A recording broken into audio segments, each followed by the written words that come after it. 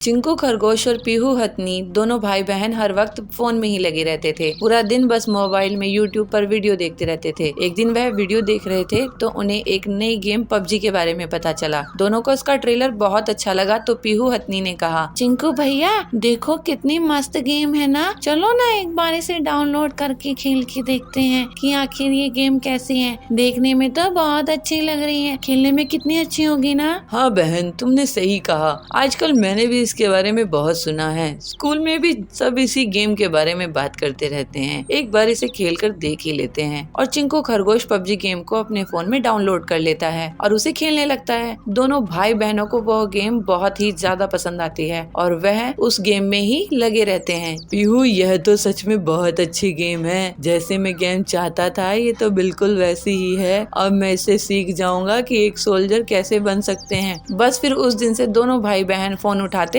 और पूरा समय बस पबजी खेलते रहते। वह खाना पीना भी भूल चुके थे, पढ़ना लिखना भी भूल चुके थे। अब उन्हें अच्छा कुछ भी नहीं लग रहा था कि माँ मोना नीलगाय उनके पास आती है और उनसे कहती है, बच्चों तुम अभी तक तैयार नहीं हुए, चलो फोन नीचे रखो और तैयार हो जाओ। मम्मी, अभी हमने पहले ये गेम खेलना है। पहले मैं इन सभी को मार दूं, उसके बाद मैं तैयार हो जाऊंगा। तुम दोनों का ये क्या चल रहा है? पूरा समय फोन में ही लगे रहते हो, खाना पीना सब भूल चुके हो तुम दोनों। चलो फोन नीचे रखो और स्कूल जाओ। मोना नीलगाय फोन छीनकर नीचे रख देती है और दोनों को स्कूल भेज देती है। स्कूल से आने के बाद दोनों बिना कुछ खाए, यहाँ तक कि कपड़े भी ना बदले, फोन में लग जाते हैं और पबजी गेम खेलने लगते हैं। शाम को जब उनके पापा सोनू भालू घर आते हैं तो मोना नीलगाय सब उसे बता देती है। बच्चों, इस गेम को छोड़ो और बाहर जाकर खेला करो। अगर तुम फोन गेम्स खेलोगे तो सोल्जर कैसे बनोगे? जी, इससे मैं सब कुछ सीख जाऊंगा, गेम खेलते हुए अपने पापा को जवाब देता है और थोड़ी देर बाद वह गेम जाता है, जिसके बाद वह चिल्लाने लगता है,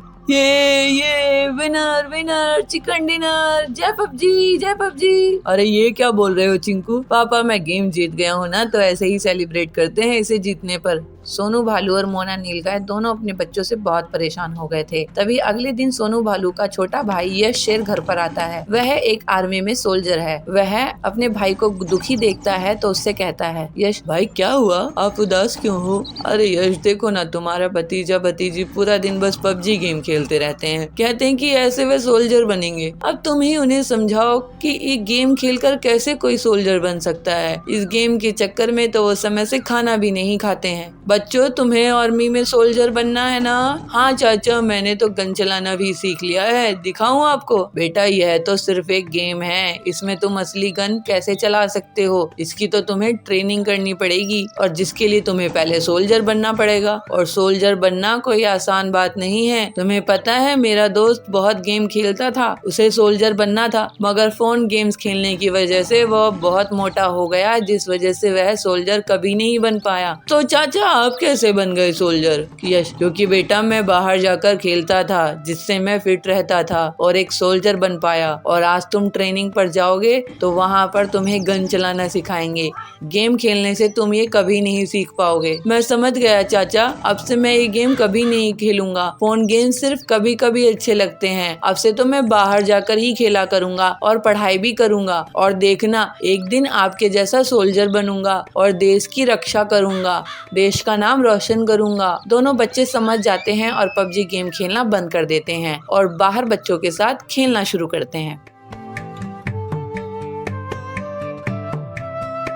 और पुलिस की बाइक को ही चुरा कर भाग जाता है। ये सब बबलू अपनी बर्तन बाइक से देख रहा था।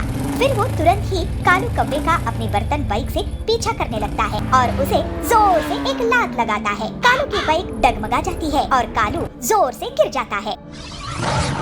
बिलासपुर में बबलू नाम का कबूतर रहता था। वो किसी भी चीज से कोई भी सामान बनाने की हुनर रखता था, जैसे प्लास्टिक की बोतल से नाव बनाना, कार्डबोर्ड से सजावटी सामान बनाना वगैरह। ये बात उसकी माँ पीलू को पसंद नहीं थी। बेटा बबलू, तू हमेशा कुछ न कुछ करता ही रहता है, लेकिन काम की एक भी चीज नहीं करता। आखिर कब सुधरेगा तू? तेरी शादी भी तो करवानी है।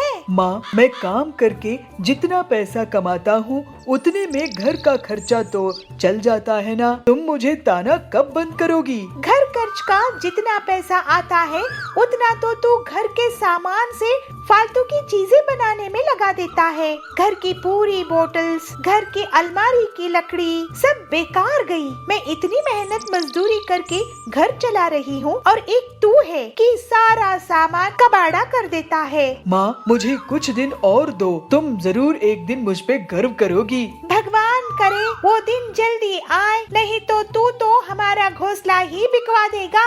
इस तरह से कुछ दिन और बीत जाते हैं। एक बार बबलू के घर में बर्तन दिखाई नहीं दे रहे थे तो उसकी माँ उसे आवाज लगा के कहती है, बबलू, ओ बबलू, कहाँ है तू? हाँ माँ, क्यों आवाज दे रही हो?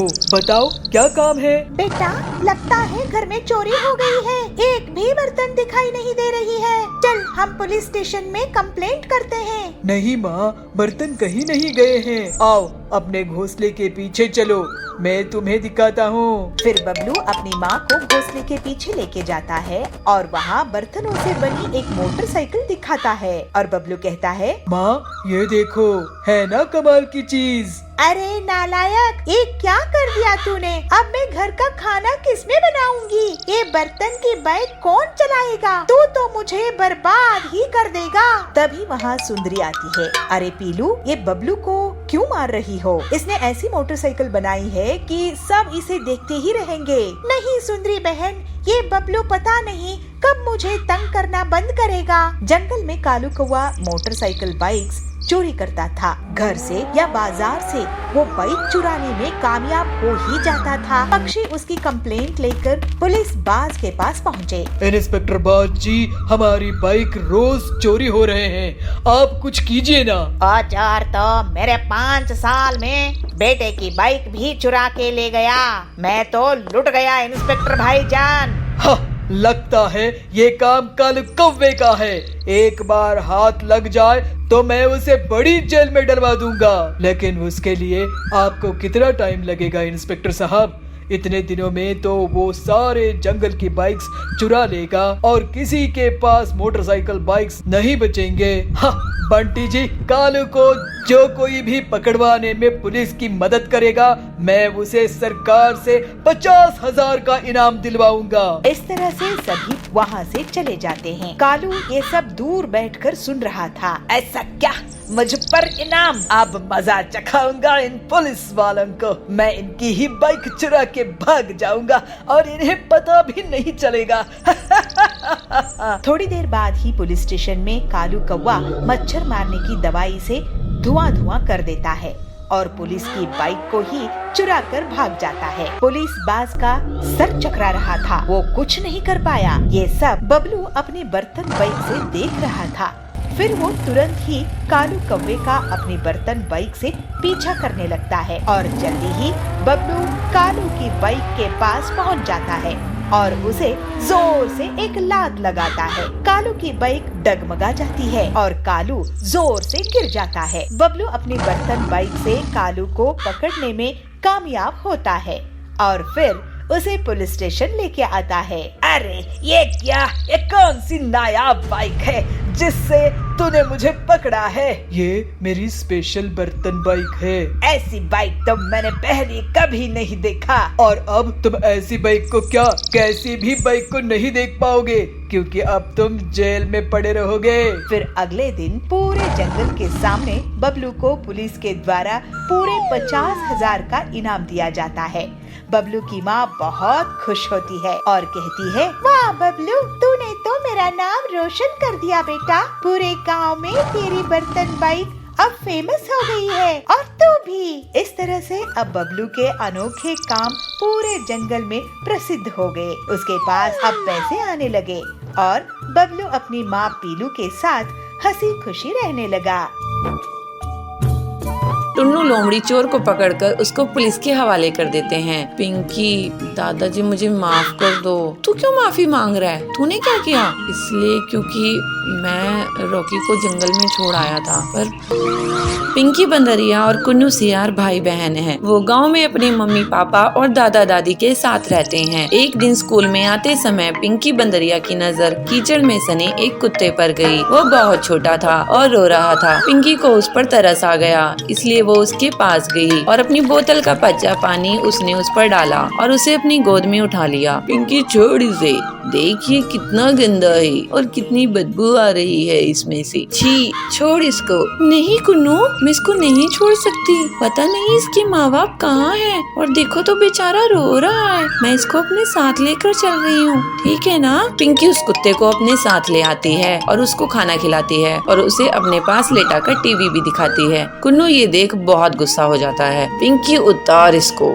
ये हम दोनों का बेड है ना, तूने इसको कैसे बिठाया? उतार इसको अभी, कितना गंदा है ये, नाली में रहता है, उतार इसको। कुन्नू, ये छोटा सा ही तो है, जरा सी जगह ले लेगा तो क्या हो जाएगा? कुन्नू अब और गुस्सा हो जाता है और मन ही मन सोचता है, इस कुत्ते की वजह से मेरी बहन मुझे पराया कर रही है और मेरी चीजें भी छीनकर इसे दे रही है। इसका तो कुछ करना होगा, नहीं तो ये धीरे धीरे मुझसे सब कुछ छीन लेगा। पिंकी उस कुत्ते का नाम रॉकी रखती है। रॉकी के परिवार के बाकी लोग भी रॉकी से बहुत प्यार करने लगते हैं, पर कुन्नू अभी भी उसे घर से निकालने की तरकीबें सोचता रहता है। एक दिन वो रॉकी की पूंछ में पटाखे जलाने ही वाला था कि तभी वहाँ उसकी माँ चुनमुन नीलगाय आ गई। कुन्नू, ये तुम क्या कर रहे हो? उस बच्चे की पूंछ पर पटाखे क्यों जला रहे हो? कोई तुम्हारे साथ ऐसा करेगा तो कैसा लगेगा? छोड़ो उसको, लाओ मुझे दो। चुनमुन से डांट खाने के बाद भी कुन्नू नहीं सुधरता और फिर एक दिन रॉकी के खाने में मिर्ची डाल देता है। रॉकी वो दूध पीता उससे पहले ही उसके दादा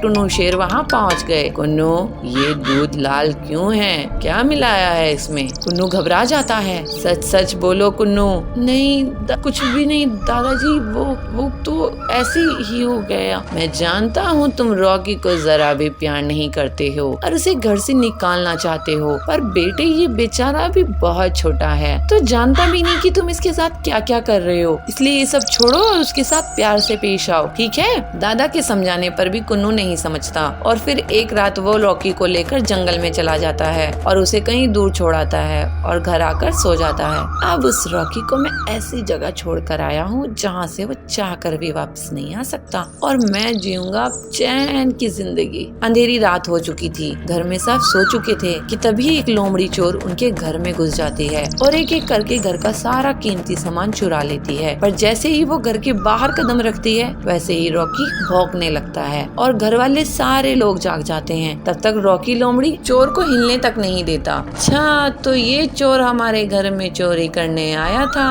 शाबाश रॉकी, अगर आज तुम नहीं होते पता नहीं क्या हो जाता। टुन्नू लोमड़ी चोर को पकड़कर उसको पुलिस के हवाले कर देते हैं। पिंकी, दादाजी मुझे माफ कर दो। तू क्यों माफी मांग रहा है? तूने क्या किया? इसलिए क्योंकि मैं रॉकी को जंगल में छोड़ आया था, पर पता नहीं ये वापस कैसे आया। यही तो खासियत है मेरे दोस्त की। रॉकी, मुझे माफ कर दे प्लीज। सॉरी यार, अब हम दोस्त बन सकते हैं, तू दोस्ती करेगा मेरे से? रॉकी अपना एक पैर आगे बढ़ाता है और अब दोनों के बीच दोस्ती हो जाती है। रॉकी कुन्नू का भी दोस्त बन जाता है और फिर सब खुशी खुशी रहते हैं। पिंटू गहरी नींद में सो रहा है, अब क्या करूं? पिंटू को जगाना पड़ेगा, लेकिन अगर मैं यहाँ से आवाज लगाया। और फिर रिंकू बहुत तेजी से खरगोश की स्पीड से दौड़ता है और शेर के पीछे पहुंचकर उसकी पूंछ को अपने लंबे दांतों से काट देता है। शेरा जोर से चीख उठता है। एक जंगल में एक बड़ा सा गेंडा पिंटू रहता था। पिंटू वैसे तो दिल से अच्छा था, लेकिन उसको अपने ताकतवर होने के बहुत गर्व था। वहीं दूसरी तरफ एक छोटा सा खरगोश रिंकू रहता था। रिंकू दिखने में छोटा था और अपने आप में मस्त रहता था। एक दिन नदी के किनारे रिंकू घास खा रहा था, तभी उसका पैर फिसल गया और वो नदी में गिर गया। बचाओ बचाओ मुझे, मैं डूब रहा हूँ। उसकी आवाज सुनकर पिंटू वहाँ आता है। अरे रिंकू, तू तो डूब जाएगा, लेकिन मुझे भी तो तैरना नहीं आता है, इसको कैसे बचाऊं? और पिंटू आसपास देखता है और फिर पास ही एक पेड़ की दंगल तोड़कर उसके पास फेंकता है। रिंकू उस लकड़ी की दंगल का सहारा लेकर उसमें बैठ जाता है और किनारे आ जाता है। आपका बहुत धन्यवाद पिंटू भैया, आपने मेरी जान बचा ली। मैं भी किसी दिन आपके काम आऊंगा। तुम्हारी जान बचाना तो मेरा फर्ज था, लेकिन तुम मेरे किसी काम आओगे रिंकू? तुम बहुत छोटे हो और मैं इतना ताकतवर। आगे से तुम्हें कोई मदद लगे तो बता देना। ऐसा कहकर वो वहाँ से चला गया और फिर ऐसे ही कुछ दिन बीत जाते हैं। मैं भी कभी पिंटू के काम आऊंगा। मैं छोटा जरूर हूँ, लेकिन मैं किसी काम तो आ ही सकता हूँ। चलो देखते हैं समय क्या दिखाता है। एक दिन शेरा शिकार करने के लिए जंगल में निकलता है। थोड़ी दूर जाने पर उसको पिंटू दिखाई देता है। अरे वाह, ये पिंटू गेंडा है, अभी ये सो रहा है। यही सही मौका है इसकी शिकार करने का। इस पर झपट्टा मार दूंगा, फिर तो एक हफ्ते तक शिकार करने की जरूरत ही नहीं पड़ेगी। ऐसा सोचकर शेर पिंटू के पास जाता है, लेकिन रिंकू ये सब दूर से देख लेता है। ये शेरा तो पिंटू का शिकार कर देगा। पिंटू गहरी नींद में सो रहा है। अब क्या करूं? पिंटू को जगाना पड़ेगा, लेकिन अगर मैं यहाँ से आवाज लगाया तो शेर को भी पता चल जाएगा। अब तो एक ही रास्ता है। और फिर रिंकू बहुत तेजी से खरगोश की स्पीड से दौड़ता है और शेर के पीछे पहुंचकर उसकी पूंछ को अपने लंबे दांतों से काट देता है। शेरा जोर से चीख उठता है। रिंकू तुरंत झाड़ियों में भाग जाता है और पिंटू की नींद खुल जाती है। वो शेरा को देख लेता है और हैरान रह जाता है। तू जग गया, अब मैं तेरा शिकार नहीं कर सकता। शेरा वहाँ से चला जाता है। उसके जाने के बाद रिंकू बाहर आकर पिंटू से कहता है, पिंटू भैया, मैंने शेर की पूंछ काटा था। रिंकू, मैं तुम्हारा शुक्रगुजार हूँ। तुमने मेरी जान बचाई। मैं गलत था कि मैं ताकतवर हूँ और मुझे कभी किसी की मदद की जरूरत नहीं पड़ेगी। तुमने नेक दिल दिखाई और असल में बड़प्पन दिखाई हो। इस तरह से पिंटू अब रिंकू का अच्छा दोस्त बन गया और वो कभी भी अपनी ताकत पर घमंड नहीं करता था। टुन्नू लोमड़ी चोर को पकड़कर उसको पुलिस के हवाले कर देते हैं। पिंकी, दादाजी मुझे माफ कर दो। तू क्यों माफी मांग रहा है? तूने क्या किया? इसलिए क्योंकि मैं रॉकी को जंगल में छोड़ आया था। पर पिंकी बंदरिया और कुन्नू सियार भाई बहन हैं। वो गांव में अपने मम्मी पापा और दादा दादी के साथ रहते हैं। एक दिन स्कूल में आते समय पिंकी बंदरिया की नजर कीचड़ में सने एक कुत्ते पर गई। वो बहुत छोटा था और रो रहा था। पिंकी को उस पर तरस आ गया, इसलिए वो उसके पास गई और अपनी बोतल का बचा पानी उसने उस पर डाला और उसे अपनी गोद में उठा लिया। पिंकी छोड़ इसे, देखिए कितना गंदा है और कितनी बदबू आ रही है इसमें से। छी, छोड़ इसको। नहीं कुन्नू, मैं इसको नहीं छोड़ सकती। पता नहीं इसके माँ बाप कहाँ हैं और देखो तो बेचारा रो रहा है। मैं इसको अपने साथ लेकर चल रही हूँ, ठीक है ना? पिंकी उस कुत्ते को अपने साथ ले आती है और उसको खाना खिलाती है और उसे अपने पास लेटाकर टीवी भी दिखाती है। कुन्नू ये देख बहुत गुस्सा हो जाता है। पिंकी उतार इसको,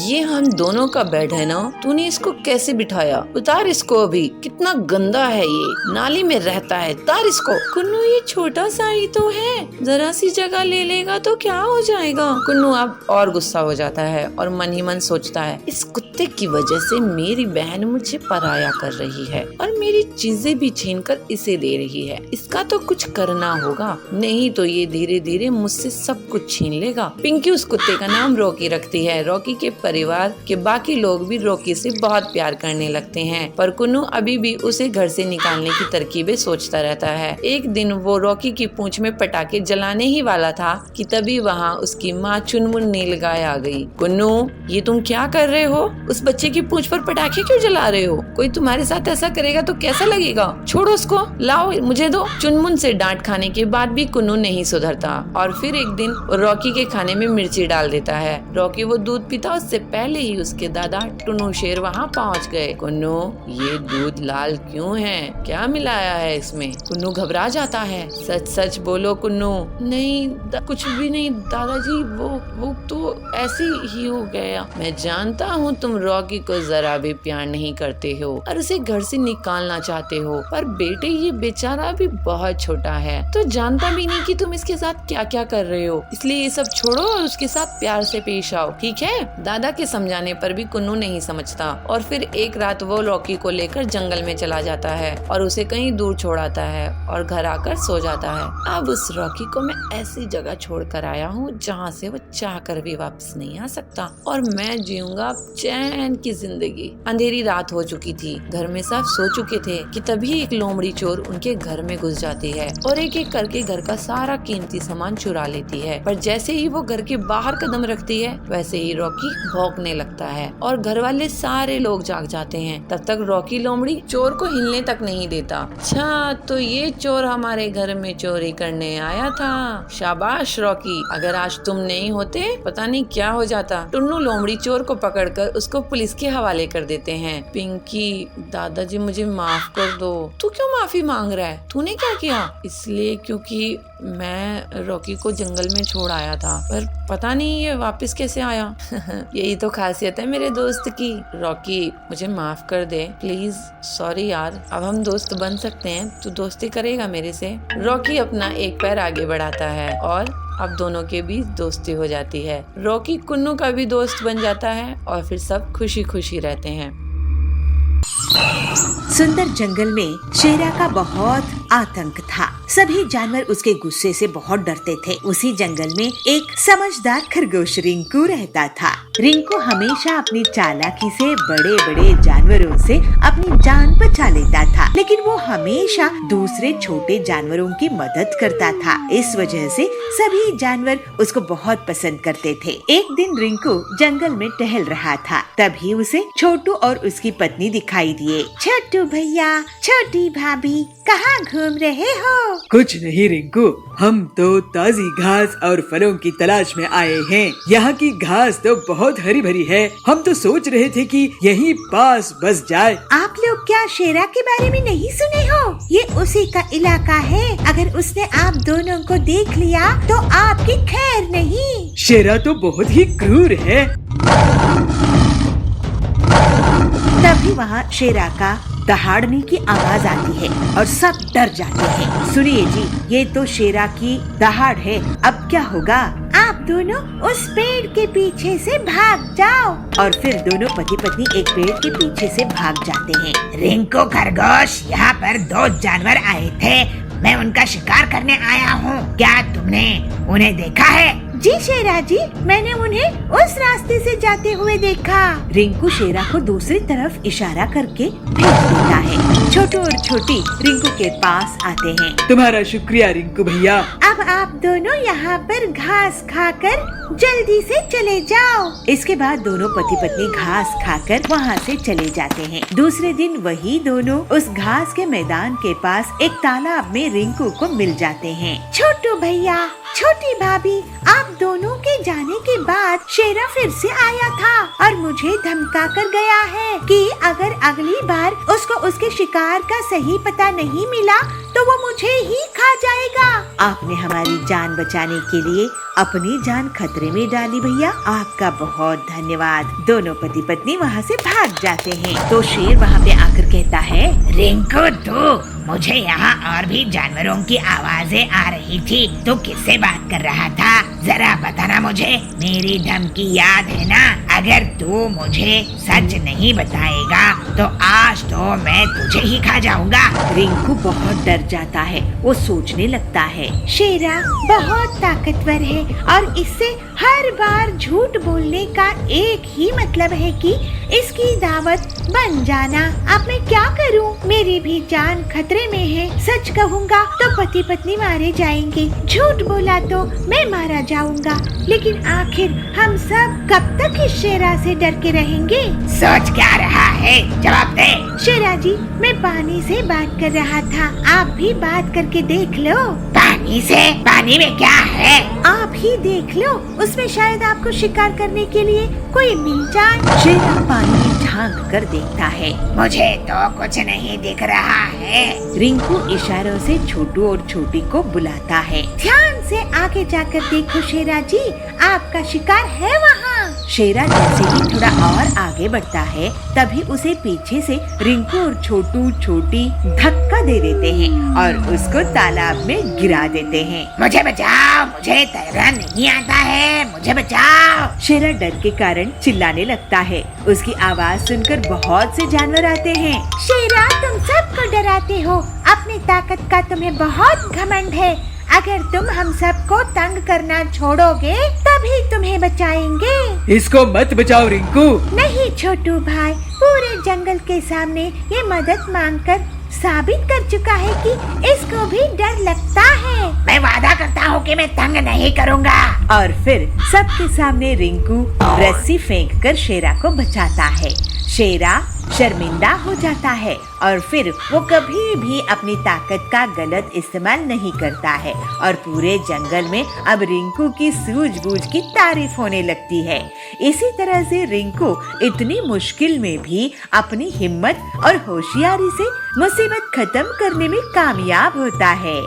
पीकू नाम का एक बंदर अपने परिवार के साथ एक शहर में रहता था। पीकू बहुत ही अच्छा बंदर था। उसके अंदर बहुत सारी खूबियां भी थी, पर इन सबके बावजूद उसके अंदर एक कमी थी, वो थी भूलने की बीमारी। पीकू बंदर छोटी छोटी बातें भी भूल जाता था। एक दिन जब उसकी माँ चंपा लोमड़ी ने उसे बाजार से कुछ फल लाने को बोला तो वो उसके बदले झाड़ू और पोछा खरीद लाया। उसकी इसी आदत से उसकी माँ बहुत परेशान रहती थी। अरे पीकू की माँ, तू अपने बेटे की बुद्धि तेज करने के लिए उसे बादाम का हलवा खिलाया कर, उससे उसकी याददाश्त तेज होगी। जो ऐसी चीजें भूल जाता है ना, वो ऐसा नहीं करेगा। फिर खिलाया कर उसको। सच में बादाम के हलवे से उसकी याददाश्त तेज होगी? ऐसा है तो मैं अभी कुछ बादाम लेकर आती हूँ और अपने रोज बेटे को खिलाया करूंगी मैं हलवा बनाकर। चंपा अपने बेटे की याददाश्त तेज करने के लिए उसे हर रोज बादाम का हलवा बनाकर देती है, लेकिन इसके बावजूद पीकू के भूलने की बीमारी पर इसका कोई फर्क नहीं पड़ता है। वो अभी भी वैसा का वैसा ही है, चीजें रखकर भूल जाता है, किसने क्या बोला है वो भी भूल जाता है। पीकू के स्कूल में उसके साथ पढ़ने वाले बच्चे भी इसका मजाक बनाया करते थे। ओ देखो बुलक्कड़ नंबर 1 जा रहा है। वैसे पीकू अपने रास्ता तो घर का याद है ना तुझे? कहीं वो तो नहीं भूल गया? अगर भूल गया तो बता देना, मैं ले चलूंगा। कोई जरूरत नहीं है, मेरे पापा मुझे लेने आ जाएंगे। सब समझता हूँ मैं, तुम मेरा मजाक उड़ाते हो। पीकू को अक्सर ये बातें सुनकर गुस्सा आ जाया करता था, पर वो ये भी जानता था कि वो जो कह रहे हैं वो सच ही तो है। एक दिन पीकू क्लासरूम में अकेला बैठा अपना कोई लेसन याद कर रहा था कि तभी चीकू लोमड़ी, कालू भालू और पिंकू सियार क्लासरूम में आते हैं और पीकू को देख एक दूसरे से कहते हैं, वो देखो वो पीकू अकेले बैठा हुआ पढ़ाई कर रहा है, चलो उसको परेशान करते हैं। हाँ बहुत दिन हो गए हैं, चलो आज इसका मजा लिया जाए, ऐसे भी बहुत बोर हो गया हूँ मैं। तीनों पीकू के पास जाते हैं और कालू जब पीकू को अपनी बातों में लगा लेता है तो चीकू उसका बैग उठाकर कहीं छुपा देता है और जब अगला पीरियड लगता है तो कॉपी और बुक ना होने पर पीकू को बहुत डांट पड़ती है। स्कूल खत्म होने के बाद वो पीकू को उसका बैग लौटाते हैं। पीकू बहुत गुस्सा हो जाता है और बदला लेने के लिए ठानता है। अगले दिन वो भी चीकू का बैग उठाकर उसे कहीं छुपा आता है और चीकू को भी डांट पड़ती है। ये देख पीकू को बहुत अच्छा लगता है, उसके दिल को बहुत सुकून मिलता है। चीकू कैसा लगा आज टीचर की डांट खाकर? कल तूने मुझे डांट खिलाई थी ना, आज देख हिसाब बराबर। तो तूने मेरा बैग चुराया था और क्या? कल तुमने मेरे साथ जो किया वो आज मैंने तुम्हारे साथ किया। ठीक है पीकू, सॉरी यार, पर अब मेरा बैग मुझे वापस कर देना। मम्मी पापा को पता चला तो बहुत डांट पड़ेगी, मार भी पड़ेगी मुझे, दे देना। ठीक है अभी लाता हूँ।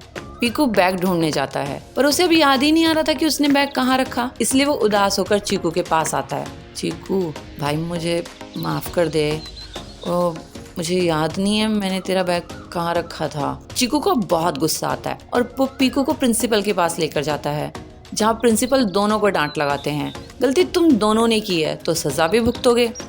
अब दोनों ही मिलकर एक नया बैग खरीदोगे और सारी बुक्स एंड नोटबुक्स काम भी दोनों मिलकर जल्दी से जल्दी पूरा करोगे। समझ में आई बात? इस तरह चीकू की शैतानी और पीकू के गुस्से और भूलने की बीमारी के कारण दोनों को अब दोबारा से सारा काम करना पड़ता है। किताबों का काम तो पड़ता ही है, साथ में नोटबुक्स में आज तक जितना भी होमवर्क या क्लास बुक हुआ था और सब उनको दोबारा से करना पड़ता है। दोनों बस अब अपनी किए पर पछता रहे थे।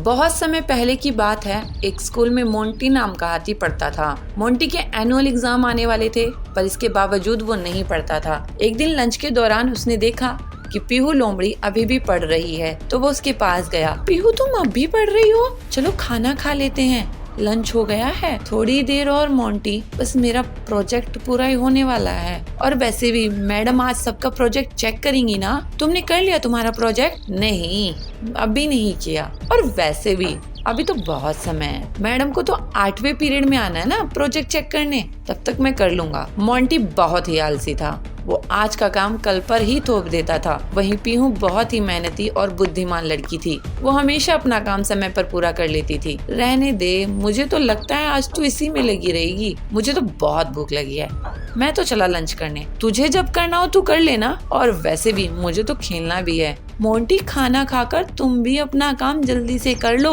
नहीं तो टीचर गुस्सा हो जाएंगी, हो सकता है तुम्हें मार भी पड़े। तुम अपना काम करो, मेरी चिंता मत करो, मैं अपना देख लूंगा। ऐसा कहकर मोंटी वहाँ से भाग जाता है। मोंटी और पीहू क्लासमेट होने के साथ साथ पड़ोसी भी थे, इसलिए मोंटी के मम्मी पापा अक्सर मोंटी को पीहू की तरह बनने को कहते थे। देखो मोंटी, पीहू घर का काम भी करती है और पढ़ाई भी बहुत अच्छे से करती है। उसके मम्मी पापा को कभी उसकी शिकायत नहीं सुननी पड़ती और वो हमेशा क्लास में फर्स्ट आती है। तुम्हें तो घर का कोई काम भी नहीं करना पड़ता, फिर भी तुम पढ़ाई नहीं करते। तुम्हारे टीचर हमेशा यही कंप्लेन करते हैं कि तुम कभी काम समय पर नहीं करते, होमवर्क करके नहीं लाते, प्रोजेक्ट टाइम पर जमा नहीं करते। पापा, मैं कल से सारा काम टाइम पे करूँगा, आप देख लेना। ये तो बहुत अच्छी बात है बेटा, समय की अहमियत को समझो, इसका सदुपयोग करो, क्योंकि ये एक बार चला गया तो वापस नहीं आने वाला। मोंटी ने ऐसा कह तो दिया, पर इसके बावजूद उसने इस बात पर कभी अमल नहीं किया। वो अभी वैसे का वैसा ही रहा। ऐसे ही समय पंख लगाकर उड़ गया और मार्च का महीना शुरू हो गया। उसके पेपर के अब बस 2 दिन बचे थे, पर उसको अभी भी कोई चिंता नहीं थी, वो अभी भी खेलता रहता था। अरे मोंटी, तुम खेल रहे हो? अरे परसों से पेपर हैं अपने, घर में जाकर कुछ पढ़ो। परसों से है ना, तो मैं कर लूंगा, अभी तो 2 दिन बाकी है ना। मोंटी ऐसा कहकर खेलने के लिए निकल गया, पर पीहू अपनी पढ़ाई करती रही। अगले दिन फिर मोंटी खेलने के लिए निकलने लगा। उसे देख फिर पीहू बोली, मोंटी, तुमने सब पढ़ लिया क्या जो तुम ऐसे घूमने जा रहे हो? नहीं, लेकिन आज रात को सब पढ़ लूंगा। मोंटी, तुम खेलने मत जाओ, देखो मौसम कितना खराब है, मुझे तो लगता है बारिश भी हो सकती है, और अगर ऐसा हुआ तो लाइट भी चली जाएगी, इसलिए अच्छा होगा कि तुम अभी ही पढ़ लो। तुम तो खामखा डर रही हो। पीहू, ऐसा कुछ नहीं होगा, ये तो मौसम अभी साफ हो जाएगा, जरा से बादल हैं, अभी हवा चलेगी, सारा साफ हो जाएगा, और जरूरी नहीं कि हर बारिश होने से लाइट चली जाए। मोंटी ऐसा कहकर वहाँ से चला जाता है और अपने दोस्तों के साथ खेलने लगता है। शाम होते ही मौसम करवट बदल लेता है और झमाझम बारिश होने लगती है। मोंटी भागता हुआ अपने घर आता है तो देखता है कि घर में लाइट है ही नहीं। मम्मी, लाइट चली गई क्या? हाँ बेटे, तुझे तो मालूम है ना, बारिश होती ही बिजली चली जाती है। लेकिन मुझे तो पढ़ना था, कल मेरा पेपर है, अब मैं क्या करूँगा? तुम्हें पता था ना कि कल तुम्हारा पेपर है, तो खेलने की बजाय पढ़ने नहीं बैठ सकते थे तुम? मैंने तुमसे कितनी बार कहा कि आज का काम कल पर मत डालो, पर तुमने मेरी एक नहीं सुनी। मोंटी अब दुखी हो जाता है। अगले दिन पेपर में वो कुछ भी नहीं लिख पाता, क्योंकि उसे कुछ याद ही नहीं था। वहीं पीहू का पेपर बहुत अच्छा जाता है, क्योंकि उसने अपना पाठ अच्छे से याद किया था। तो इसीलिए हम कहते हैं बच्चों, समय का सदुपयोग करो, जैसे पीहू ने किया, मोंटी की तरह नहीं।